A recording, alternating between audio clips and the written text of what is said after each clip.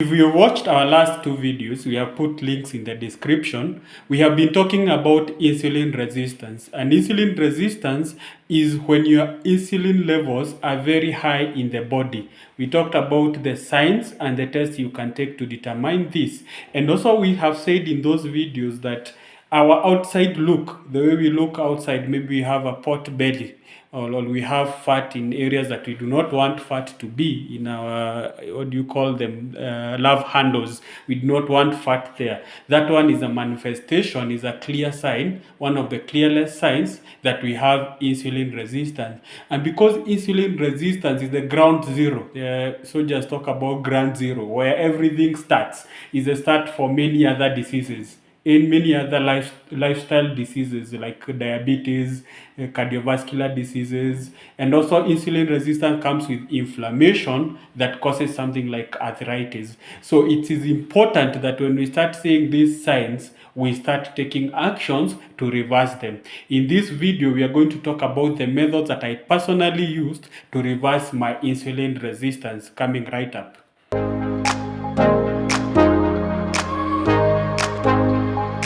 So method number one is fasting. Fasting is something that has been in our DNA since the days of our ancestors, this ancestor. Seriously, our bodies haven't changed much since the day of this ancestor. We have had technological change, we have had this innovation and everything, but our bodies still have the genetics of this ancestor, the hunters and gatherers. Nothing much has changed in our body. So the way this ancestor lived is that there were period he would go without food because he was hunter and gatherer. So he would go to the forest, and if he gets lucky, he gets an animal, he eats that animal in one sitting because he didn't have the innovations we have right now of storing food. So he would get a food, get an animal, eat it, and the excess energy is stored in his body, not in the refrigerator or anywhere. He will eat that animal in one sitting. So that's where insulin came in. Insulin came in to store that excess energy, because tomorrow he might go to the forest and not get an animal, not get lucky, because everyone is fighting for survival. So that animal ran faster than he did. So he didn't get food tomorrow. So when he didn't get food the following day, that energy that was stored, it will be oxidized now to be used as energy. So there were period he would go without meals, and there are days he would go with meals. So over time, our bodies adapted to that, and now that body has not changed. So if you imagine this ancestor, when he woke up from his cave in the morning, I doubt he would say in the morning that now, this breakfast, I need a smaller animal. Let me go look for a smaller animal, eat that, then wait when it's lunchtime, go get maybe a little big animal. If in the morning he hunted a hare, now you want to hunt an antelope. I doubt he would do that. These guys would go once in the forest, get wherever they will get, eat it in one sitting, and then if there is excess, it's stored for future use. For future use when there is no food. And then also the elements of weather. Because we still have the season we used to have then. There was season, we still have seasons now. So if it's raining heavily, he can't go to the forest. You see, it's not like us, we still can get food even when it's raining. But for him, when it's raining, he has to stay in his cave. So what energy does he use at that point? Is that energy he had stored when he had meal. So as you can see, fasting has been in our system for the duration of the time we have been living, since we inherited this body from this ancestor. So if we want to burn the energy that we have stored, the long-term energy, which is in form of fat, if we want to burn it, we have to get into living like this ancestor, because the difference between this ancestor and us is because he didn't have a lot of food, and he didn't have technology to help him make food even when the weather is not conducive. But fortunately or unfortunately for us, we are always having food. It doesn't matter the weather. It doesn't matter the time of the day, we'll always have food because we are not doing hunting and gathering anymore. We are doing agriculture and processing and all this new stuff that has come in that enables us to have food all the time. But now it's upon us to limit us ourselves how much we are eating. Yeah, so we have to give ourselves a period that we have to go without food so that we can burn our long-term stored energy, which is in form of fat. So how did I get started? Because I always give my experience. When I discovered this, I started by skipping breakfast. So when you skip breakfast, say you eat your breakfast at 8 and have lunch maybe at midday, you will have gone for at least 16 hours of fast. And that is the recommended one where you can start having the good effect of burning the excess stored fat, that you go for 16 hours with the fast. Breakfast is the easiest meal to skip. There's always this notion that breakfast is the most important meal of the day. I have researched about that, and it was a marketing gimmick of a company that made cereals. So it came up with that tagline so that the cereals could sell. So breakfast is not important. You can get it from this channel that breakfast is not important. So what you need to eat is real meal at midday. So for me, I would skip the breakfast, take it at midday, and then the last meal I have it before 8. So I go for 8 hours. My meals I take between 8 hours period, and then I go for 16 hours without food. Then something interesting happened. When I was doing this, it came to a point when it's lunchtime and I'm not feeling hungry.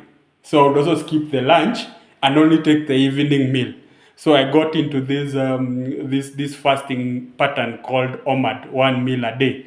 So I for the 2 months when I was doing aggressive loss, I was in 1 meal a day. So I would eat only once a day. So you can get into any fasting program. There's a lot of programs, you can Google them, but practice the one that works for you. The one that works for you, just practice that one, and don't take it very aggressive. Just start it slowly and then grow into it. That is the first method, and these methods we are listing them according to the order of priority, so that if you only have to do one thing from this list, you do number one only, fasting. That is the first thing that will help you. So we are doing them according to the list of priority. So number 2 is check what you eat. I can't emphasize this one enough.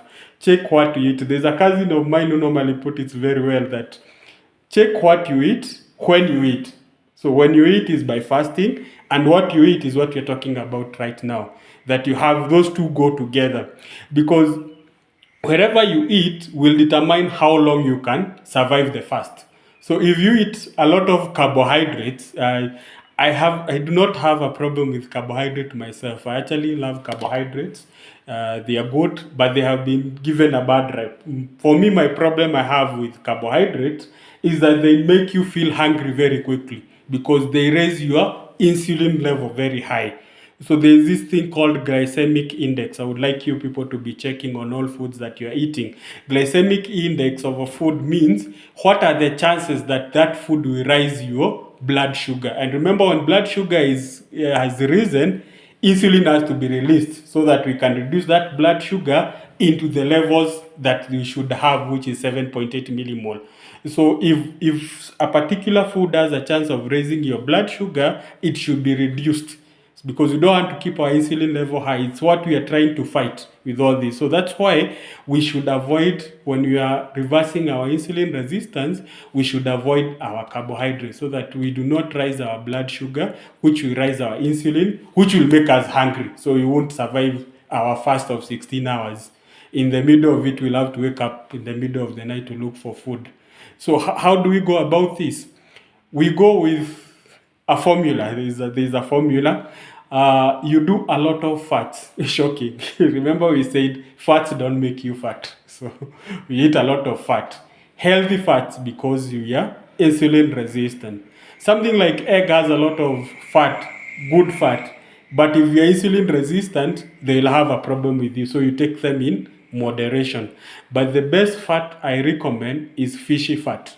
And fishy fat for our market here in Kenya, The best fat you can get, the best fish you can get is Lake Victoria sardines. They are called omena. Lake Victoria sardines are very good, and we'll do a video about them because they'll give you the fat that you need and also the protein that you need. At this point in life, you need protein. And then they also have omega-3, a lot of it. In our diets, we are getting a lot of omega-6, which is causing a lot of problems. We'll also talk about that in future videos. But omega-3, omena has that in plenty, and you can binge eat omena without a problem. So that is the one I recommend. And then if you have to look for protein, of course omena has protein, but if you don't eat omena, you eat other form of fat like avocado, coconut oil, nuts, all these other fats, and you have to get protein somewhere else. You eat protein in moderation. Why do I say in moderation? Because protein has this thing called protein synthesis. Protein is for converting your protein you eat is converted to cells in your body, because protein is for growth. So it is used for growing your hair, your skin, your cells inside the body. So that's what protein does. It's called protein synthesis. But now, these 100 grams you eat, not all of it becomes your hair or your cells or your muscles. It's not all of it. It's a portion of it. Which portion? That portion is determined by the protein you ate and your health. So such that if you are insulin resistant, your chances of converting that protein into useful tissues or muscles is reduced. And then another thing, animal proteins have very high protein synthesis ratio. So let's say, for example, you take eggs. Eggs have a protein synthesis of 40. So let's say you take 100 grams of eggs. So about 40 grams will be converted into protein. So what happens to the 60 grams? Protein has no storage mechanism in the body. It's not like carbohydrate, which gets converted into fat if it's a lot of it. Protein does not have that. So what happens is the excess protein, the 60 grams, nitrogen will be removed from the excess protein, mixes with water, and becomes ammonia, which is ejected through our urine. Then what remains after that nitrogen is removed is another carbohydrate. So if you eat a lot of protein, you'll have another carbohydrate problem. So when you're insulin resistant, because your protein synthesis is low, we should put the protein at a moderate rate. You don't eat all the protein because you have had more protein. Do a lot of fat and moderate protein, and zero or no carbohydrate. Carbohydrate is not essential for the body. The body can make carbohydrates on its own. So you can start with 0 carbs.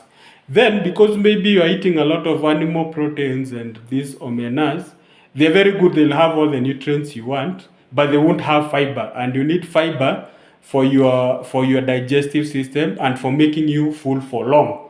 So you get fiber from vegetables. So vegetables, you eat a lot of vegetables in it. Personally, I take cabbages and spinaches. We'll also do a video about those two. They're very good. So this one will give you the fiber you need for your digestive system, for your microbiomes, and for fasting for long, because we are fasting. Step number 3, avoid stress and get enough sleep. We can't overemphasize this.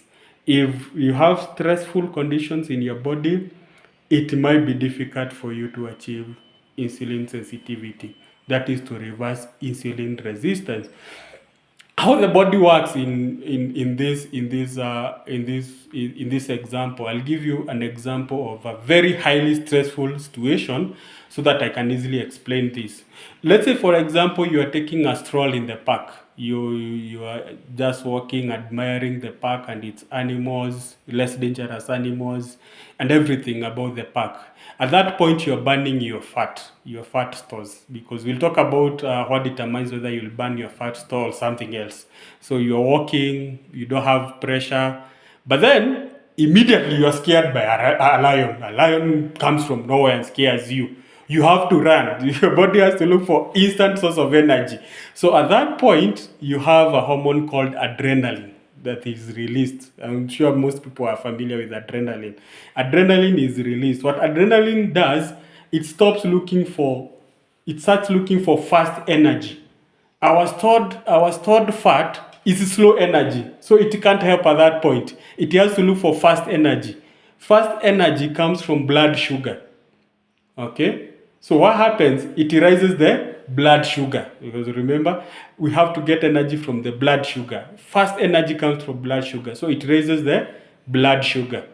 Okay, so that you can get instant energy to run. After you run and the danger is clear, the adrenaline hormone comes down.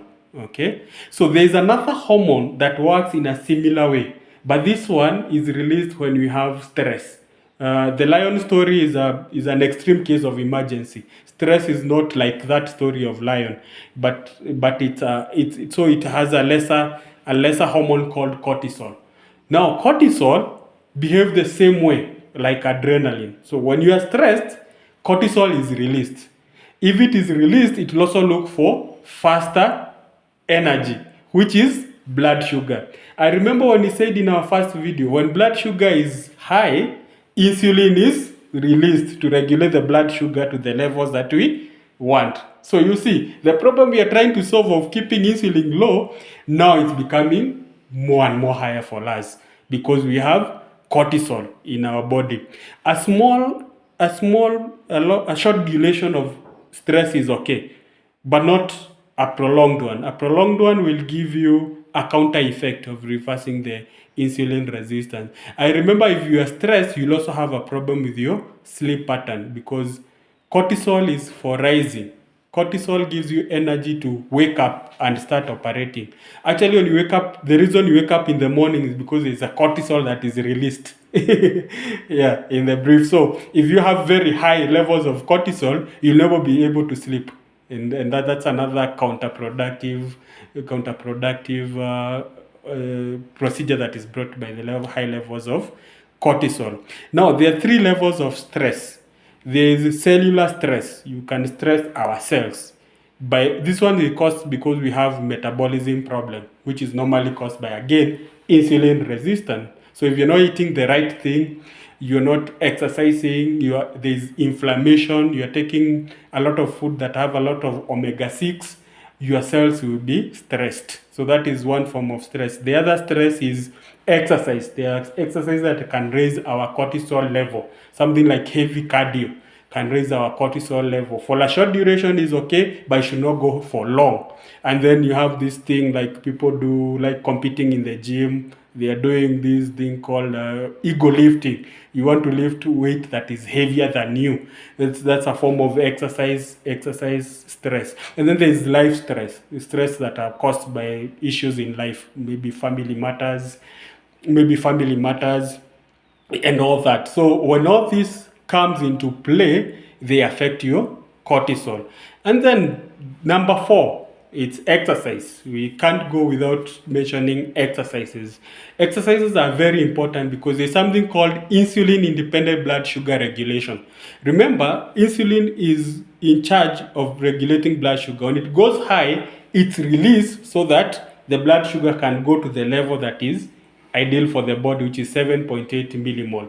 So because we are trying to reduce this insulin, supposing we have another mechanism that can regulate the blood sugar without insulin, and that's where we are talking about insulin independent blood sugar regulation, and that is done very well by an active cell. An active cell, a cell that is active, is always dispensing energy, can take blood sugar without need for insulin. So very little insulin. And that's how it's recommended that when you eat, you can go for a small exercise, like just walking for 30 minutes. That way will ensure that you have taken the blood sugar, excess blood sugar from the bloodstream without need for insulin, or little insulin is required. Then last but not least is time. Number 5 is time. You have to give yourself time because we have taken time to accumulate this fat. We are not going to let it go in 2 or 3 days. We have to give ourselves time because sometimes we might be gaining changes in areas that you can't see. For example, we'll be talking about visceral fat. You could be losing visceral fat, but because visceral fat is not visible by naked eye, you will think that you're not making any progress. We'll show you the measures we can take so that you see whether you're making progress or not, because you have to see that this progress is there so that you don't give up yet you're making progress, or you do not continue yet you're not making progress. So we have to do the right measurement as we give ourselves time, so that we don't give ourselves time and now we're making progress. That would be an exercise in futility. So that's all we have for now. Five methods to stop, to reverse our insulin resistance. We'll stop there. Continue subscribing, liking our videos and sharing widely. I'll see you in the next one. Thank you.